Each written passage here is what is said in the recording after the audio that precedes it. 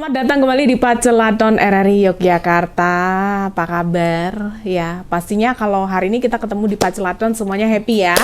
Oke, suaranya dulu dong teman-teman yang ada di sini. Sebenarnya di sini kita mau ngobrolin ini sesuatu yang kalau misalnya saya sebut nih, pernah nggak sih kalau teman-teman gitu ya, teman-teman itu pernah nggak sih makan terus makannya nggak dihabisin, tapi menyisakan sampah ya. Jadi ini kayaknya memang perlu banyak edukasi, edukasi. Jadi ya kita akan ngobrolin kali ini seputar lingkungan ya, karena tentunya saya dan juga Anda pastinya semuanya cinta ya. Kalau kita lingkungan kita bersih, di Jogja bebas dari sampah, pastinya semua juga senang kan ya.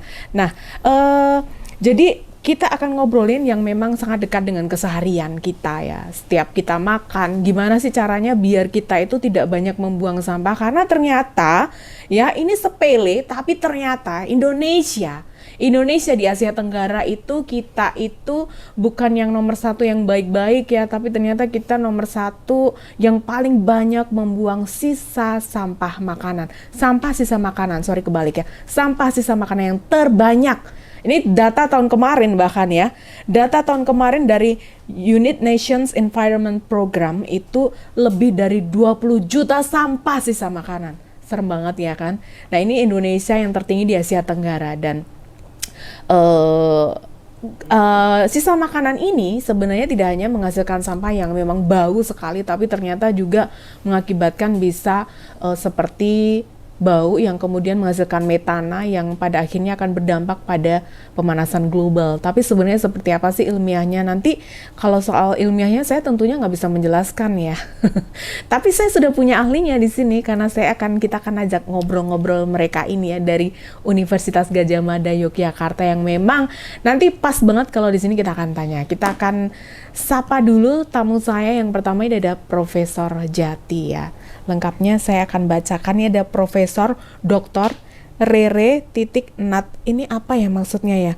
Jati Mardiatno MSI. Beliau ini adalah Ketua Pusat Studi Lingkungan Hidup Universitas Gadjah Mada. Selamat siang ini Prof. Apa kabar? Selamat siang Mbak. Sehat ya Prof ya? Alhamdulillah. Alhamdulillah ini Profesor Jati. Mau lo datang ke sini tepuk tangan dulu dong. Nah ini Prof, saya penasaran nih namanya Profesor Dr. Rere Nat ini memang bukan Rere ya. apa? Rare. Oke, Rerum. Rerum Naturalium. Oke, ini dari ilmu alam itu. Ilmu alam Ya, ternyata ilmu Latin. alam. Ya. Berapa lama Profesor berarti sekolah ilmu alam ini sampai sudah jadi ahli? Kalau S3-nya 3 tahun. 3 tahun. S2-nya ya normal lah. Normal. 2 tahun kurang gitu ya. Nah ini beliau ini adalah Ketua Pusat Studi Lingkungan Hidup UGM ya. Kemudian juga ada satu lagi tamu saya. Selamat datang di Pacelaton Mbak Pipit. Kita ketemu lagi. Iya, ketemu lagi Mbak di sini. Di sini apa kabar? Alhamdulillah baik. Baik ya. Ini berhasil jauh-jauh datang dari Piat ya ke RRI. Terima kasih banyak. Jauh sekali loh ya. Membelah kota Jogja. Kota Jogja. Jadi kayak nyebrang ya. Iya. Dari Sleman Utara menuju ke kota Yogyakarta. Jadi waktu itu saya sempat main-main ke Piat nih ya, pendengar, atau tepatnya Mbak Pipit ini adalah koordinator lapangan bidang pengelolaan limbah Pusat Inovasi Agrobioteknologi Universitas Gadjah Mada atau kita sebut dengan Piat UGM. Ya di Piat itu kita bisa ketemu macam-macam di sana ya. Sebenarnya saya juga lulusan pertanian. Jadi bukan lulusan pertanian. Oh malah bukan iya, lulusan pertanian ya kan? Pipit Novianti SSI. Iya. Oke. Nah, jadi waktu main ke Piat ini saya di sana tuh tidak hanya ketemu hal-hal yang menarik waktu saya pelajari di kuliah dulu ya. Ada kultur jaringan ada. Terus ada pokoknya yang bercocok tanam itu ada semua di sana ya. Kemudian di sana kita bisa ada lihat namanya circular farming maggot.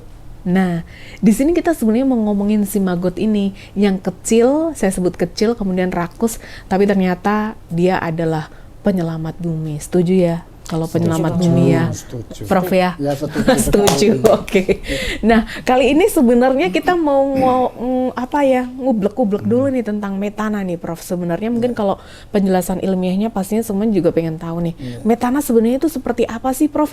Cara kerjanya dia dari sampah yang bau, kok bisa menghasilkan metana sampai akhirnya berdampak pada pemanasan global gitu? Jadi gas metana itu kan sebetulnya adalah salah satu gas ya yang itu memang berpotensi untuk menimbulkan pemanasan global ya selain CO2 ya di sini ya. Nah, dan gas metana ini biasanya memang dihasilkan dari aktivitas-aktivitas yang itu berkaitan dengan aktivitas pertanian, ya peternakan, termasuk juga kalau di situ ada timbunan sampah ya, sampah organik itu dia akan menghasilkan ya satu reaksi yang kemudian akan melepaskan gas metana. Mungkin kalau masih ingat dulu kasus ledakan sampah di Lewi Gajah, ya, di Bandung ya. Itu gas metana itu yang meledak tuh karena kan tumpukannya sudah sangat banyak itu. Nah itu gas metana. Nah jadi gas metana ini kalau komposisi kimianya kan CH4 ya. Jadi tadi CO2 selain CO2 ini ya, ada CH4 ya itu. Jadi nah itu memang menjadi salah satu unsur yang memiliki kemampuan untuk ini menyebabkan terjadinya pemanasan global ya karena dia bisa menahan radiasi inframerah ya yang itu mestinya lepas ke dari atmosfer lepas ke luar angkasa tapi itu tertahan di atmosfer kalau ada gas metan yang melayang-layang terlalu banyak di atmosfer ya itu Mbak. Ya. Jadi dari bau sampah itu ya, dan itu sampah organik atau ada spesifikasinya? Yang memang organik, yang nanti akan menghasilkan CH4 itu di situ. Nah, tadi kan seperti aktivitas pertanian, peternakan itu kan nanti efek sampingnya itu kan menghasilkan itu gas metana itu. Maka kenapa ada tudingan ya bahwa aktivitas pertanian dan peternakan di negara berkembang itu berkontribusi cukup besar terhadap pemanasan global ya. Cuma ini memang debatable juga ya karena seberapa besar sih sebetulnya kontribusi metana yang dihasilkan dari aktivitas pertanian ataupun peternakan itu untuk menghasilkan gas metana yang kemudian menyebabkan terjadinya pemanasan global gitu loh. Seperti itu ya.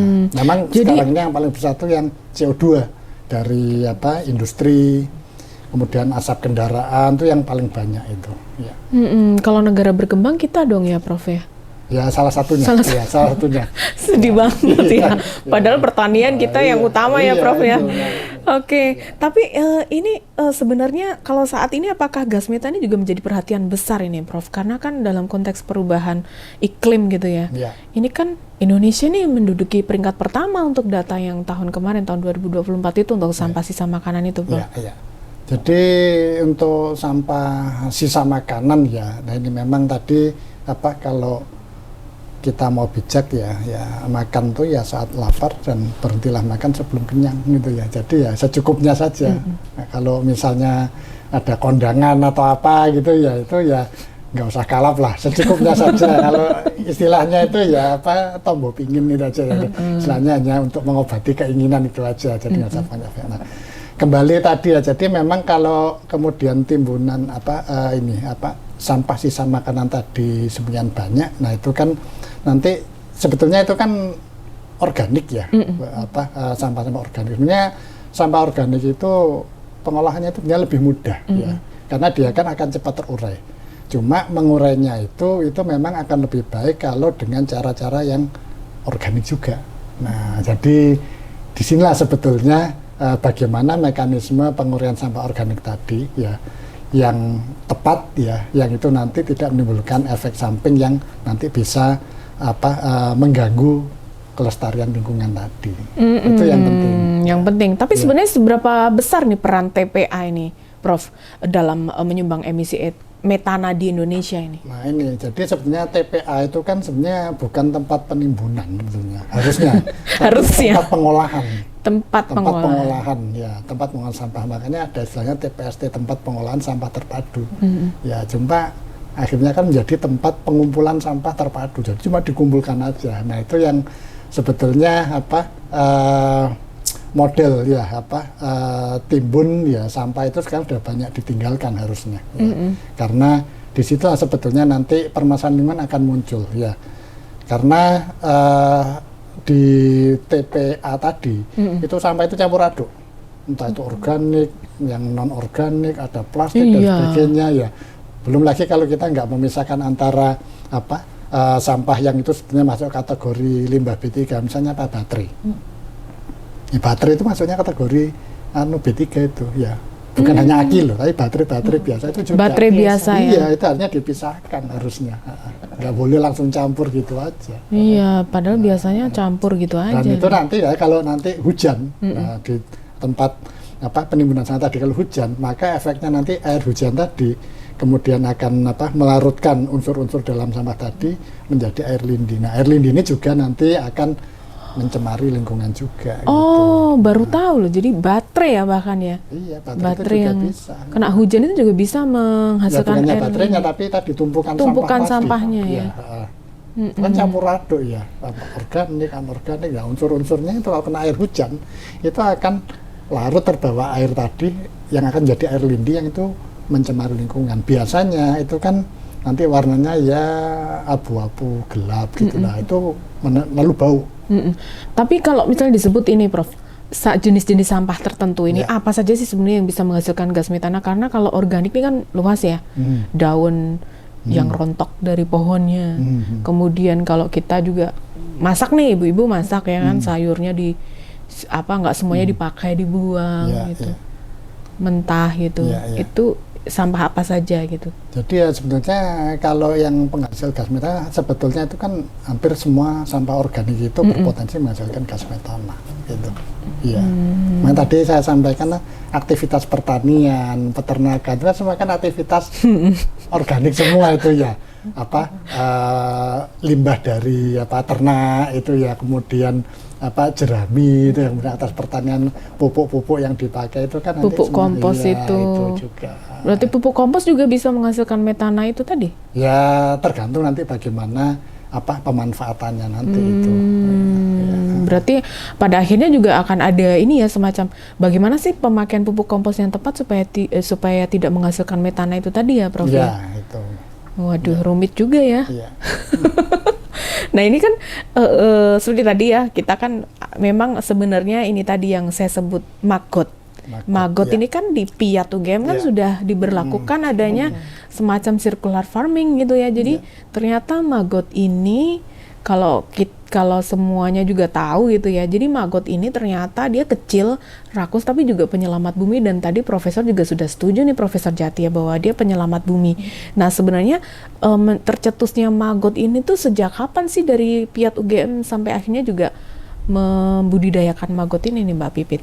Iya, jadi sebenarnya untuk maggot sendiri sudah mulai dibudidayakan untuk mengolah sampah organik, terutama sisa makanan, itu sudah cukup lama ya. Dan di Jogja itu sebenarnya di tahun 2015 itu sudah mulai muncul komunitas untuk pembudidaya maggot gitu. Tapi di Piat sendiri kami belajar di tahun 2018. Waktu itu jauh belajarnya di Bali sekalian liburan. Kemudian datang ke sini, kemudian kita membawa ilmunya di Jogja, terutama di Piat itu untuk mengolah sisa makanan gitu. Karena Piat kan memang dari dulu kami concernnya di integrated farming ya. Jadi bagaimana caranya untuk mengurangi limbah, jadi mengembalikan lagi ke dalam sistem pangan, kemudian itu bisa dimanfaatkan kembali begitu. Dan utamanya yang bisa diolah oleh maggot ini memang yang paling pas kalau misalkan ingin menghasilkan maggot yang baik itu memang dari sisa makanan. Meskipun pada prinsipnya dia itu bisa memakan hampir semua jenis limbah organik seperti itu. Hampir semua jenis limbah organik, tapi dia paling suka sisa makanan kan ya? Paling suka sama sisa makanan, ya mirip sama manusia lah. Kita dulu kan kalau makan ya 4 sehat 5 sempurna. Nah sebenarnya maggot itu juga seperti itu. Oh ya, dia pilih-pilih makanan dong berarti? Iya, milih-milih, karena dia terutama itu karena dia nggak punya gigi sih, jadi nggak bisa memakan sampah organik ataupun limbah organik yang keras gitu. Oh, jadi seperti ini misalnya nasi yang sudah beras yang sudah dimasak jadi nasi ya, itu kan sisa makanan. Iya. Dia mau tuh, kan lembut ya Mbak ya. Terus sayur yang sudah dimasak. Sayur, Daging dia doyan juga. daging doyan gitu. Kami pernah mencoba juga di Piat, bahkan bangkai ikan nila 1 ember kita taruh di tempat maggot itu dalam waktu 1 malam udah langsung habis. Besoknya Bangkai? tinggal tulang-tulangnya. Itu Iya. sudah dimasak belum? Belum. Oh. Jadi benar-benar bangkai ikan yang ya masih mentah kayak gitu, yang udah hampir membusuk, kemudian dalam waktu 1 malam udah langsung bisa dihabiskan sama si maggot ini. Maggot dari lalat khusus ya, namanya lalat hitam atau black soldier fly. Tapi maggot itu kan sebenarnya bahasa Inggrisnya dari belatung ya, gitu. Tapi ketika kita menyebutkan maggot dalam konteks pengolahan sampah itu pasti sudah merujuk ke larva atau belatung dari BSF, black soldier fly atau lalat hitam. Gitu. Ya, nah ini kembali lagi Profesor Jati, kalau misalnya disebut maggot ini ya tadi sebagai pilihannya gitu ya. Kalau seberapa efektif sih sebenarnya maggot ini bisa mengatasi sisa sampah makanan itu, karena sekarang kan kita juga belum semuanya nih budidaya maggot ya kan. Baru di Piat UGM, terus di beberapa pembudidaya sudah ada, tapi memang belum semua. Apalagi kalau tingkat rumah tangga gitu. Iya, itu masih agak sulit. Jadi kalau efektivitasnya beberapa yang sudah mencoba itu bisa mengurangi limbah organik tadi, yaitu sampai separuhnya itu bisa 50% itu akan bisa bisa diuraikan lah tadi. Jadi lumayan banyak tadi ya, misalnya ada sekian kilo misalnya ya, itu dia akan berkurang jadi separuhnya udah itu. Setidaknya itu bisa berkurang ya. Nah, kalau dari Piat nih seperti apa nih Mbak yang sudah diberlakukan gitu? Sebenarnya untuk budidaya maggot sendiri itu merupakan proses pengolahan sampah organik yang dia itu bisa dibilang mendekati zero waste ya. Jadi memang hampir zero waste karena hampir semua produk yang dihasilkan dari proses pengolahan sisa makanan terutama oleh maggot itu semuanya bisa dimanfaatkan gitu. Dan sangat efektif, cuma kendalanya itu memang lebih ke pengumpulan dari sisa makanan yang dapat kita manfaatkan untuk pakan maggotnya ini. Jadi sisa makanan kalau data yang menurut SIPSN ya, itu kan memang paling banyak sampahnya kan sisa makanan, tapi kenyataan di lapangan untuk pengumpulannya itu sendiri masih terkendala.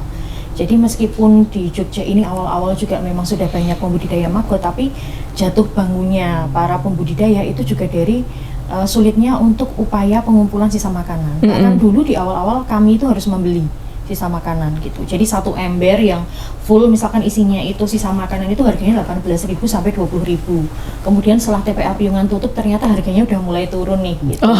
Dan karena sisa makanannya pun harus membeli, itulah yang menyebabkan beberapa pembudidaya itu akhirnya jadi kolaps usahanya gitu. Tapi kalau aja beli ya. Sampah aja beli. Sisa makanan aja harus membeli. Iya, jadi gitu. kemarin saya itu kan juga belum lama nih ke pembudidaya maggot BSF Sleman ya. Dia juga beli Mbak sampahnya juga itu. Ya. Membelinya itu berarti kan lebih ke menghargai upaya untuk pengumpulannya. Jadi membiayai upaya pengumpulan sisa makanan itu karena ternyata tidak mudah untuk mengumpulkan sisa makanan jadi satu gitu. Ya, tapi Prof, kalau menurut Profesor Jati ini sebenarnya bagaimana ya supaya maggot ini bisa efektif? Misalnya kan nggak semua rumah tangga nih bisa memilah sampahnya gitu ya, atau minimal setidaknya kita punya yang terpadu deh buat buang sampah sisa makanan ini gitu. Ya memang ini ya bukan satu kegiatan ya, tapi satu gerakan harusnya. Jadi gerakan yang mungkin ya kalau saya pikiran saya itu mulai dari level mungkin kalau individu per KK agak berat ya, tapi kalau mungkin satu RT lah misalnya ya, satu RT ada semacam perkumpulan untuk ini baik pembudidaya maupun untuk pengolahan sampah organik dengan maggot itu saya kira udah cukup bagus itu. Ya sama seperti contoh sekarang di Kota Jogja untuk sampah itu kan sekarang nggak tiap kakak buang gitu, tapi ada yang mengumpulkan. Nah itu nanti ya tentu bisa diatur lah nanti manajemennya bagaimana agar katakanlah pengolahan sampah organik yang tadi berat dengan budidaya maggot tadi ya, itu nanti kemudian juga kan kalau tidak ada biayanya kan juga berat kan. Nah sementara RT itu kan juga kasnya kan juga terbatas. Nah ini mungkin bisa diatur nanti manajemennya bagaimana. Tadi misalnya ya kalau misalnya sampah ini dikumpulkan nanti ada biaya berapa seperti itu. Nah itu yang nanti bisa digunakan untuk tadi mengolahnya selalu membudidayakan. Kan nanti hasil dari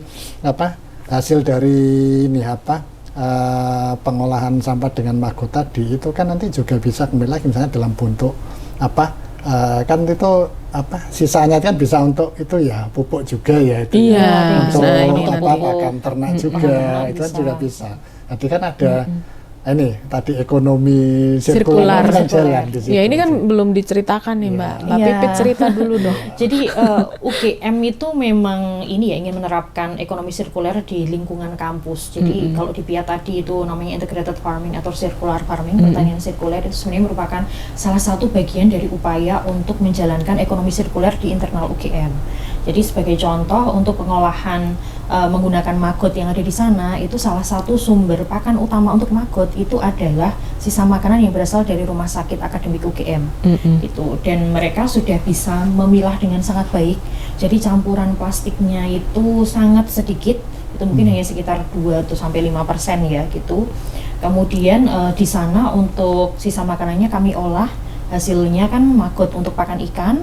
Kemudian untuk kasgotnya itu bisa digunakan untuk memupuk sayuran gitu. Dan selain itu juga dari pengolahan sampah organiknya UGM itu juga kami menghasilkan kompos yang digunakan untuk budidaya padi gitu. Dan untuk produk-produknya tadi seperti ikan, sayur, dan kemudian beras itu akhirnya konsumennya itu kembali lagi ke RSA untuk konsumsi Untuk pasien diolah. begitu. Dan kemudian sisa makanannya ataupun sisa olahan dari dapur kayak gitu itu kembali masuk ke PIAT UGM. Jadi memang sudah dari UGM sendiri salah satu contoh penerapan ekonomi sirkuler yang baik itu adalah kerjasama antara kami dengan rumah sakit akademik. Jadi sampah organiknya masuk ke PIAT, kemudian olahan dari sampah organiknya itu digunakan untuk kegiatan pertanian sama perikanan tadi, kemudian produk dari pertanian dan perikanannya itu masuk kembali ke rumah sakit akademik. Ya, jadi kalau jalan-jalan ke PIAT UGM itu ya, kita akan tahu sebenarnya ya. Tapi dari PIAT sebenarnya apakah memang sudah diterapkan juga ke masyarakat sekitar gitu, Mbak? Iya. Mbak Pipit. Iya, jadi kerjasama dengan rumah sakit akademik juga kami sejak tahun 2019 itu juga membina masyarakat di Padukuhan Keronggahan itu dekat dengan rumah sakit akademik di sana juga. Oke, Jalan Kabupaten. Iya, sampai saat ini pun mereka juga masih membudidayakan maggot gitu. Tuh, kemudian juga ada beberapa yang sudah menjadi masyarakat dampingan kami, tapi salah satu contoh terbaiknya ada di Padukuhan Keronggahan itu karena masih dapat berjalan hingga saat ini, dan masyarakat pun juga sangat aktif itu. Jadi kalau misalkan mereka sendiri pun sudah ada kesadaran untuk mengumpulkan sisa makanan ke rumah Pak Dukuh yang digunakan halamannya untuk membudidayakan maggot gitu. Jadi memang betul yang disampaikan Prof. Jati bahwa untuk mensukseskan pengolahan sampah organik itu harus dimulai dari sebuah gerakan, dan gerakannya itu memang harus dilaksanakan bersama-sama gitu.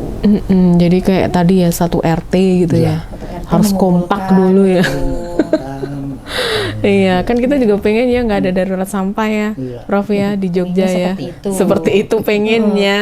Sebenarnya nggak cuma di Jogja, termasuk juga di daerah-daerah lain juga ya. Sekarang hampir di semua daerah kan ya, karena dari KLH juga sudah melarang open dumping ya, jadi mungkin banyak juga ya TPA yang ditutup ya. Jadi daruratnya ini sudah akan merembet nggak cuma di Jogja tapi juga ke kota-kota lain. Jadi kalau Aduh. misalkan tidak dimulai dari sekarang ya beneran bisa jadi bencana nanti. Aduh, dan serem sampah bayangin ya. organik itu kan sampah yang terbanyak sebetulnya. Terbanyak. Kalau bandingkan dengan sampah yang lain. Padahal itu paling mudah diolah sebetulnya. Iya, cuman mau geraknya ngolahnya itu loh, Bro. Gerakannya itu yang Gerakan harusnya ngolah. itu yang bisa. Minum dulu loh, Bro. Iya. Jadi kalau ngomongin soal maggot ya, kalau ngelihat itu pasti kita akan merasa jijik. Atau gimana sih, kan kecil kayak ulat belatung dan dia ngerubuti sampah sisa makanan gitu ya. Jadi bisa bayangkan sebenarnya baunya seperti apa ya. Tapi ternyata itu justru yang bisa menyelamatkan kita ya dari sampah-sampah sisa makanan gitu ya. Dan yang paling cepat. Dan yang paling cepat. Nah, ini mungkin bisa dicontohkan juga nih Mbak Pipit. Kalau misalnya kita sebut berapa sih yang dibutuhkan maggot ini untuk makan sampah sisa makanan itu, kan kalau di PIAT kan banyak banget ya maggotnya ya. Iya, jadi kalau di PIAT itu kami sebenarnya sudah ada semacam standar untuk pembudidayaan maggot gitu ya, dan mungkin memang antara satu farm dengan farm yang lainnya mungkin standarnya akan berbeda karena memang budidaya maggotnya ini berdasarkan pengalaman masing-masing dan itu sangat bergantung sama jenis sampah yang diolah. Nah, kalau di kami standarnya itu setiap 5 gram telur itu kami tetaskan dengan sekitar 6 kilo sisa makanan, kemudian nanti akan kita besarkan dengan sekitar tambahan sekitar 60 kilo pakan atau sekitar 3 ember cat yang ukuran 25 liter itu. Nah, nanti di akhir dalam usia sekitar 16 sampai 18 hari itu akan kami panen magotnya untuk pakan ikan ataupun Untuk ayam. pakan ikan, ayam. Dan Jadi hasilnya- ternak ayam juga nih ya di Piat ya? Ada, tapi untuk Ada. ayamnya ini memang belum menggunakan dulu, cuma uji coba aja Oke. gitu. Dan dari 5 gram itu, kalau misalkan memang kondisi sisa makanannya itu baik, maksudnya baik itu lebih ke pakan yang lengkap tadi ya, itu bahkan dari 5 gram itu bisa dapat 15 kilo. Gitu. Jadi 1 gram itu konversinya kita mengharapkan itu bisa antara 1 sampai 3 kilogram 1 sampai 3 kilogram maggot. magot. Ya. Berarti padahal telurnya dia kecil-kecil banget ya? Telurnya iya sangat kecil, kemudian hitungannya usianya kan hari ya, dalam waktu 16 hari itu sudah bisa kita panen untuk pakan. Tapi aman nggak sih Prof kalau ini tuh dibudidayakan di lingkungan rumah tangga maggot itu? Kan bau sekali gitu ya? Ya, sebenarnya kalau amannya aman ya, cuma ya itu masalah bau itu kan nanti ya memang harus ada cara untuk mengurangi baunya tadi sebetulnya, itu aja sebetulnya. Ya sama kita ternak ayam kan dia bau ya. Iya, tapi ada upaya Padahal untuk kita mengurangi butuh bau. telurnya, Iya. kita butuh Oh, dagingnya. Semuanya enak ya dari ayam itu ya. Nah, kalau dari maggot ini ya tadi kan disebutkan circular farming, dan juga ternyata yang kemarin saya berkunjung juga nih ya ke peternak maggot itu juga dia itu bisa menghasilkan dari maggot ini itu omsetnya bisa puluhan juta. Jadi ya sebenarnya memang betul sih, memang betul karena bahkan ada permintaan ekspor untuk maggot kering gitu. Tetapi kita pun juga dulu pernah memperoleh tawaran itu. Cuma salah satu lagi kendalanya itu adalah di penyediaan pakannya itu tadi gitu. Sisa makanan. Sampah sisa makanannya. Jadi ketika kita memang bisa menyediakan pakan untuk si maggot ini secara kontinu, itu sebenarnya untuk nilai keekonomiannya itu cukup tinggi gitu. Karena bahkan pasar ekspor untuk maggot kering pun itu ada gitu. Tapi pengeringannya nggak main-main ya. Pengeringannya syaratnya itu menggunakan microwave. Kita kan biasanya microwave. Tapi itu kan microwave-nya khusus ya, bukan Khusus, buat habis iya. manasin makan, Iya. tapi buat Rumah tangga itu. manasin maggot. Dan itu pun ternyata harganya berbeda-beda berdasarkan alat untuk pengeringannya. Kalau misalkan kita menggunakan oven, nanti hasilnya seperti ini, harganya berapa. Kalau misalkan menggunakan rotary dryer, harganya berapa. Dan ternyata yang paling tinggi grade-nya itu yang dikeringkan menggunakan microwave. Jadi dikeringkan itu untuk pakan ikan. Untuk pakan ikan. Jadi sebenarnya potensi untuk maggot ini kan tidak hanya sekedar untuk pakan ya, bahkan bisa untuk kesehatan ataupun untuk kosmetika. Gitu. Oh ya, kosmetik pakai Iya, maggot. Iya betul, dan itu bahkan risetnya itu sudah ada sejak beberapa tahun yang lalu gitu, dan sudah mulai untuk itu gitu. Tapi memang untuk industri pangan, kosmetika, farmasi gitu, untuk pakannya itu tidak boleh dari sampah organik domestik. Jadi memang harus ada pakan khusus gitu, dan itu food grade. Pakan khusus nih misalnya apa? Pakan khusus itu contohnya seperti bungkil kelapa sawit. Bungkil kelapa sawit. Atau limbah roti seperti itu. Limbah Jadi sebenarnya roti. yang diberikan ke magotnya kalau misalkan ingin masuk ke industri farmasi, kosmetika, sama pangan, nah itu sama-sama harus food grade. Bahkan maggot ini bisa jadi pangan masa depan. Serius Mbak? Serius, Pangan tapi- masa depan tuh iya. artinya manusia makan maggot juga? Iya, makan maggot. Itu di mana? Mungkin Prof juga pernah tahu penelitian ada itu di luar negeri, tapi Enggak, saya pernah kalau- dengar kalau- di negara mana gitu ya, maggotnya tuh dimakan. Enggak tahu, seperti di Afrika itu kan mereka kan juga itu ada juga yang makan seperti itu model itu ya kayak cacing gitu ya, seperti itu mereka makan kayak gitu. Dan bahkan di sini juga Dan ada protein tinggi di Indonesia kan seperti di Ulat mana? sagu. ulat sagu. Iya, ulat sagu itu cacing palolo wawo itu ya Iya. dulu waktu Cacing sekolah laut. itu kan bisa dimakan gitu. Tapi juga maggotnya pastinya makannya bukan sampah sisa makanan. Iya, iya. Dan khusus. di sini juga sudah ada yang membuat botok maggot. Saya pernah ditawari. Serius, botok Keripik maggot tuh seperti apa? Botok Aduh, maggot, nggak kayak bisa maggot. bayangkan. Tapi saya sendiri belum Belum berani belum untuk berani makan. memakan sih. Gitu. Meskipun itu prosesnya bersih, tapi kayak ya masih agak mikir-mikir. Ini gitu. semuanya pada ketawa, pada mau coba Tapi keripik beneran ada, maggot. beneran ada. Keripik maggot. Mungkin judulnya bukan keripik maggot, bukan botok maggot. Nah, tapi diberi judul ya atau diberi nama yang bukan maggot Iya, gitu loh. jadi keripik protein tinggi mungkin ya, iya. atau botok protein tinggi gitu. Karena dia memang mengandung protein tinggi Iya, ya, protein tinggi Prof memang ya. itu, ya. Tapi sebenarnya maggot itu tuh dari mana sih, Prof? Kita bisa ketemu maggot ini tuh Aduh. Dari mana? dari mana, Mbak Pipit? Sebenarnya untuk native-nya memang dia di Amerika ya. Amerika. Dari Amerika, cuma saat ini memang sudah tersebar secara alami di area Terbudidaya, tropis ya. subtropis. Lalat gitu. tentara hitam nih ya, Oh, black soldier dan ketika fly. terlepas ke lingkungan itu pun juga bisa dikatakan ya dia cukup aman karena kan rentang hidupnya selama dia jadi lalat kan hanya maksimal 14 hari. Gitu. Setelah itu mati dan predatornya pun juga cukup banyak gitu. Seperti di Biak itu kan ada burung-burung semacam lalat gitu, yang itu juga kalau misalkan lalatnya lepas keluar ya udah dimakan sama burung. Oh, jadi predatornya juga banyak ya. Justru sebenarnya kan kita kan tahu nih ada lalat hijau yang suka nemplok gitu. Gimana nih bisa tahu kita misalnya di lingkungan bebas? Oh, ini black soldier fly. Ini kan lalat hijau. Bunuh aja gitu. Iya. Itu sebenarnya ada Perbedaannya. perbedaannya gitu. Ada perbedaannya dari mulai dari bentuknya, kemudian ukurannya juga gitu.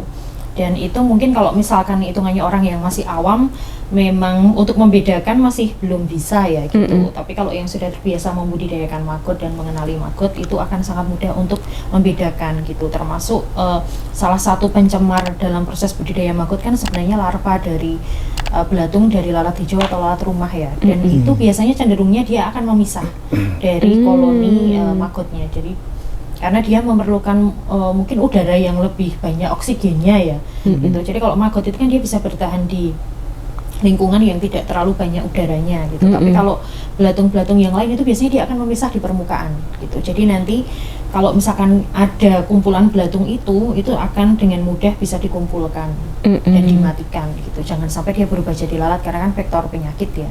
Lalat hijau ya. Lalat Tapi hijau. kalau lalat hitam ini, black soldier fly ini tidak sebagai pembawa vektor penyakit. ya. Tapi untuk efeknya ke lingkungan itu memang masih harus dikaji lebih lanjut gitu. Apa saja yang perlu dikaji lagi misalnya? Karena ada waktu itu saya juga memperoleh informasi bahwa untuk budidaya lalat hitam ini sebaiknya tidak disandingkan dengan budidaya lebah stingless bee itu yang trigona atau madu kelanceng gitu, karena lalatnya ini bisa mengganggu koloninya gitu. Tapi mungkin ini masih perlu dikonfirmasi juga ya. Itu dalam hal ekosistemnya Iya. dia ya, berarti ya untuk maggot ini ya. Oke, jadi tadi dari maggot kita bisa tahu ya bahwa dia circular farming tadi dari budidaya BSF, kemudian dia bertelur, telurnya langsung banyak ya Mbak ya. Telurnya banyak. Satu BSF bisa menghasilkan Saya belum pernah ngitung sih, tapi infonya sih 500 Karena susah sampai banget, 1000 ya. 500 gram. Iya, 500 Berapa? 500 butir. Butir. Jadi satu lalat itu bisa menghasilkan sampai 500 dan itu lembut-lembut butir. sekali ya. Dan itu sangat kecil ukurannya. Sangat kecil ukurannya. Kemudian dari situ dia jadi larva, jadi maggot larva, ini ya jadi kan. maggot ini. Dia bisa makan, dia bisa cukup panjang usianya ya. Makan sebanyak-banyaknya sampai sekitar 3 minggu. Bisa dipanen untuk jadi pakan Jadi ikan, pakan ikan, ternak ayam juga ya, dan bahkan juga tadi sebut pangan masa depan. Iya, pangan masa depan, meskipun saya juga belum berani. Gimana nih, Bro? Dicoba, harus Harus dicoba. Kalau dicoba. pangan masa depan nih, Bro.